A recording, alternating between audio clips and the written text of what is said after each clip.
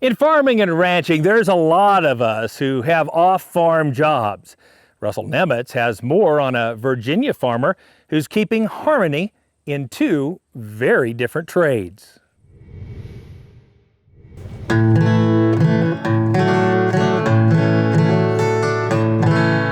So I always wanted to write songs and I wanted to farm. So I moved to Tennessee and have been lucky, with a career there. And then was always planning on moving back. My folks still live in the house right there. And he farmed this until about he was 83. Did it. And then just couldn't really do it anymore. So we moved back here with the idea that I could do what I did from anywhere, right? The businesses are not dissimilar in that you're never gonna get rich. You invest all your money back into your businesses and you're more supporting your lifestyle than you are anything. It's a rainy morning in the Shenandoah Valley as Scott Miller gets his chores done. His love for the valley and his farm is obvious, and on this morning, even the weather can't dampen Scott's spirits. It is awesome because I put down my fertilizer last week, so I'm looking like a genius.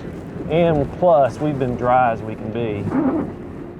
This valley, its soil, its grass is an ideal place for cattle and has been. It was the breadbasket of the South in the Civil War, but that was mostly wheat, and everything around here was wheat.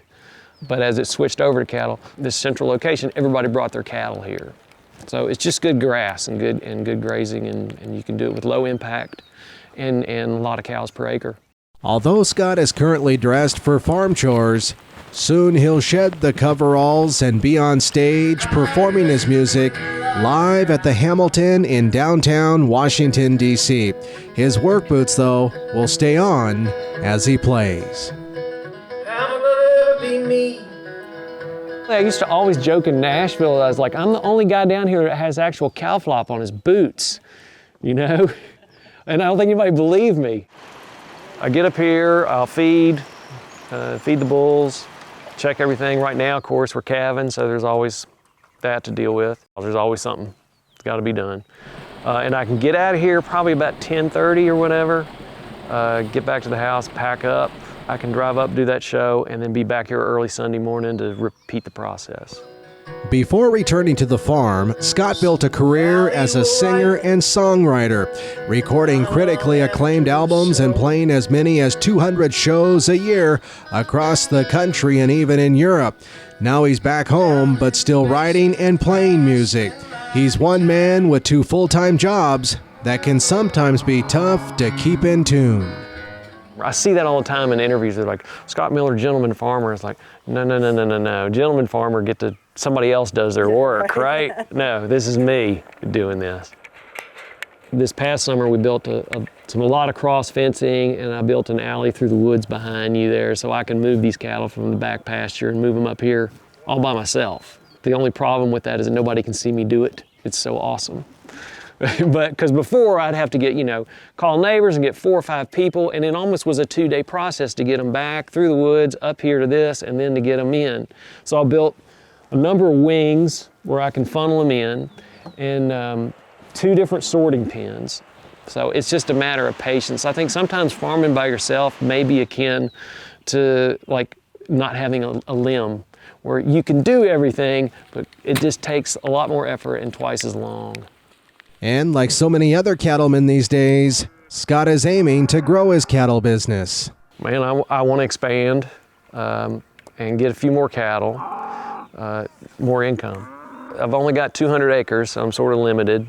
So I'm running a little over 60, and this past summer, now we did the NRCS where we came in, fenced off the woods, and I split some fields where I can graze a little more efficiently. So I'm hoping I can add another 10 or 15. So that's I'm still trying to find that balance. During a break from chores, Scott picks up his guitar in front of the bullpen. His music often reflects his love of the farm and the history of his home area. Dear Sarah, I'm stuck on a train bound for Richmond. We marched down from Kernstown. You write what you know, and of course it's in me. I wouldn't say that I focus on it, but you can't help but where you grew up to have it affect you. And especially here. If you look, you could see the surroundings and the people here.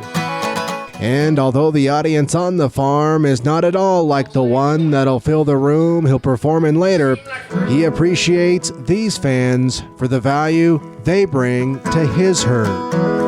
They ran away, didn't they? Well, I think it's the best way to make my herd better and the most money efficient way is by upgrading kind of the quality of bulls. I mean, that's the easiest way. And that's just the most efficient way for me to do is to take my best heifers and keep them and breed up. Calves is important to me only because if I've got to be gone, sometimes I can't be here. So I need something that I can turn my back on and know they'll be all right. There's no doubt life on the farm is a whole lot different than playing music on the road. But finding the harmony between these different worlds is something Scott Miller is committed to doing. Well, farming's a challenge and you gotta love it or you don't need to be doing it. And this was always where I wanted to be and always what I wanted to come back and do.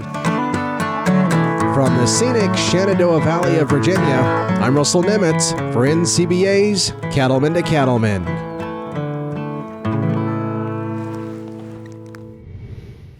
Since we visited Scott, he's kept busy on the farm and on the road and was recently inducted into the East Tennessee Writers Hall of Fame.